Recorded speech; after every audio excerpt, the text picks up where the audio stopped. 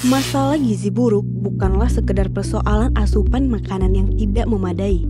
Tingginya prevalensi, infeksi saluran pencernaan, dan rendahnya imunitas turut berperan signifikan.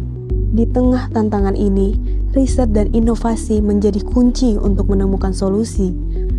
Pusat Penelitian Kelapa Sawit dengan semangat dedikasi terus menggali potensi sawit Indonesia sebagai salah satu pendukung dalam pemenuhan gizi. Sejak tahun 2019, Pusat Penelitian Kelapa Sawit telah mengembangkan formulasi minyak inti sawit merah atau Red Kernel Oil atau kita sebut RKO dengan memadupadankan kebaikan minyak inti sawit dan minyak makan merah. Pada pembuatan RKO, mula-mula minyak inti sawit dan minyak makan merah dicampurkan dan direaksikan secara enzimatis.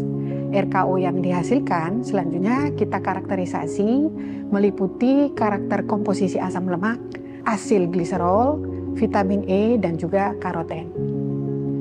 Berdasarkan hasil karakterisasi, komposisi RKO yang dihasilkan mengandung mikro dan makro yang kompleks, yang sangat baik bagi tubuh. RKO kaya akan asam laurat dan monolaurin yang berperan penting dalam penanganan infeksi saluran cerna.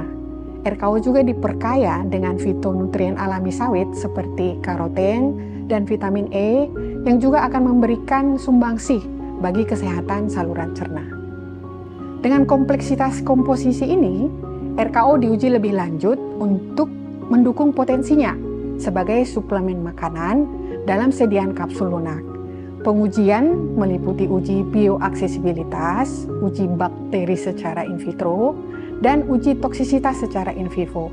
Selain itu juga kita melakukan pengujian daya simpan RKO dalam bentuk sediaan minyak dan kapsul lunak.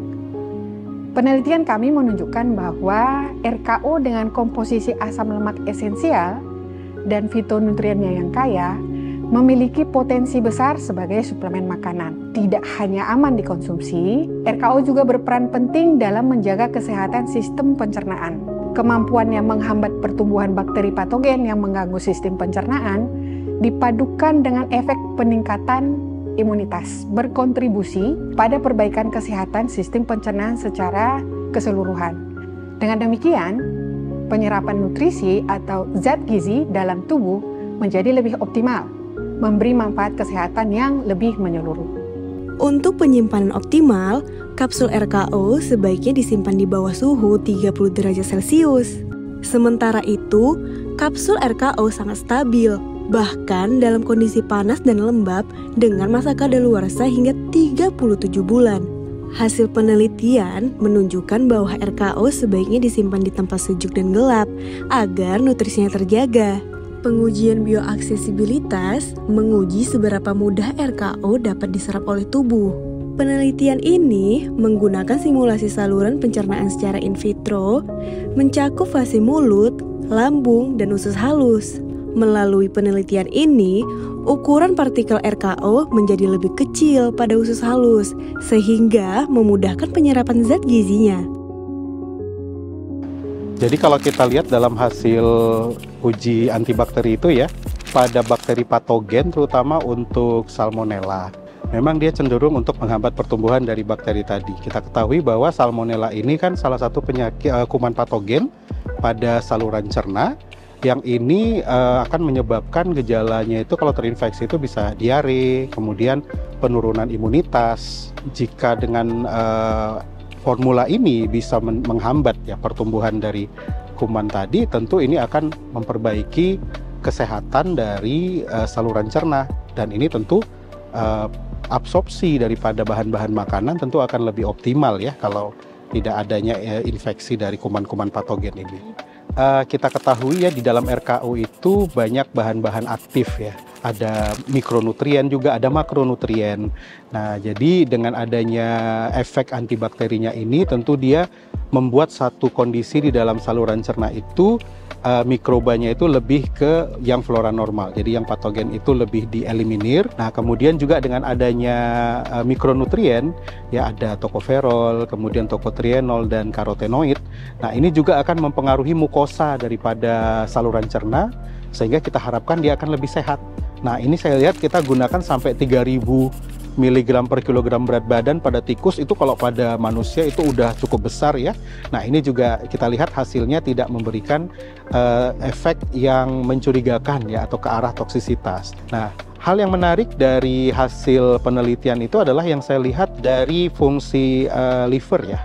Nah, jadi fungsi liver itu kita lihat ada laktat dehidrogenase dan kemudian ada AST atau yang kata lainnya itu ada SGPT lah, fungsi hati ya. Nah, itu dilihat malah ada terjadi penurunan. Nah, kalau kita lihat di literatur, salah satu penurunan ini memang bisa diakibatkan dari vitamin E.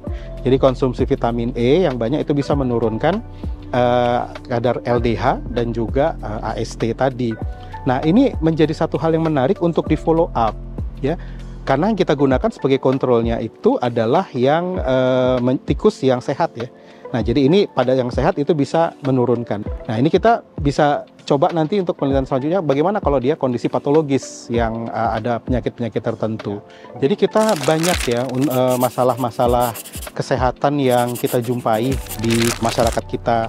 Jadi mulai dari masalah infeksi, kalau pada anak kita lihat gangguan tumbuh kembang, stunting. Nah, ini kita bisa lihat apakah RKO ini bisa punya tempat dalam suplementasi. Jadi di samping pengobatan yang standar atau terapi yang standar, kita suplementasikan lagi untuk menguatkan ya, untuk fortifikasi atau menguatkan dari efek terapi standar yang sudah diberikan. Karena khasiat untuk meningkatkan sistem imun, memperbaiki mukosa.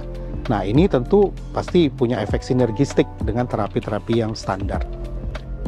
Kami sangat optimis bahwa RKO dapat dimanfaatkan sebagai suplemen pendamping terapi stunting, di samping terapi utama pemberian protein dan gizi makro lainnya. Dan juga potensi RKO lainnya masih dapat terus dieksplorasi. Kami berharap penelitian lebih lanjut akan mengungkap lebih banyak manfaat RKO, sehingga dapat dikembangkan menjadi produk kesehatan yang inovatif dan berkontribusi pada peningkatan kualitas hidup masyarakat.